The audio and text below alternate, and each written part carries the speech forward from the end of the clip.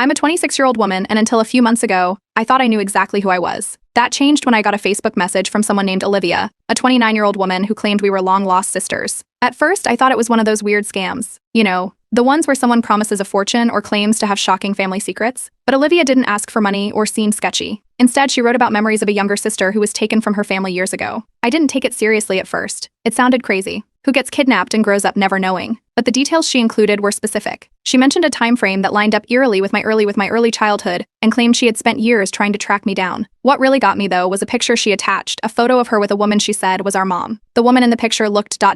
familiar. The kind of familiar that makes your stomach drop, even though you can't figure out why. I showed the message to my boyfriend, who immediately said we should look into it. I laughed it off, saying it was clearly fake, but something about the picture stuck in my head. When I brought it up to my parents later that evening, their reactions were odd. My dad barely looked up from the TV, mumbling something about don't believe everything on the internet. My mom, though, got this tight look on her face and quickly changed the subject. It felt off, but I didn't press them. I figured they were just annoyed I was wasting time on some random message. That night, lying in bed, I started thinking about my childhood. I realized there were a lot of gaps in what I remembered. For one, I'd never seen any baby pictures of myself. Whenever I asked about it growing up, my mom would just wave it off, saying they weren't organized back then, and that most of the pictures got lost during a move. I believed her. Why wouldn't I? But now, thinking about it, it felt strange. Who doesn't have any baby pictures? The next day, Olivia messaged me again. This time, she sent more photos, including one of herself as a toddler. She looked just like I did in my old childhood photos, or at least the ones from when I was around 3 or 4 years old. She also told me about a few specific things from her childhood, like how she used to sleep with a stuffed rabbit named Mr. Floppy that she'd lost the day I disappeared. Something about the way she wrote felt genuine, and I couldn't shake the feeling that she wasn't lying.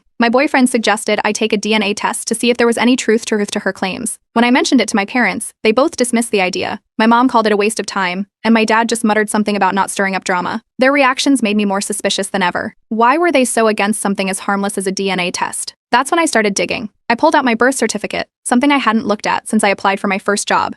At first glance, everything seemed normal, but then I noticed something weird. The certificate had been issued years after I was supposedly born. I Googled it, and apparently that can happen in adoption cases or under unusual circumstances. It was enough to make my heart race. Over the next few days, I started asking questions. When I casually mentioned my birth to an aunt at a family gathering, she gave me a strange look and said, "Well, you know your parents had a tough time back then." When I pressed her for details, she got flustered and changed the subject. Another relative told me I'd been a blessing during a rough time, but when I asked what that meant, they shrugged and said they didn't remember. At this point, I couldn't shake the feeling that something wasn't adding up. I decided to meet Olivia. We picked a neutral place, a coffee shop, and when I walked in, it was like looking in a mirror. We had the same eyes, the same nose, even the same way of laughing nervously when we sat down. She told me about her life growing up, how her mom had always talked about the little sister they lost. Her story was detailed, down to the kinds of games they used to play before I supposedly disappeared. After that meeting, I went straight to my parents. I didn't accuse them of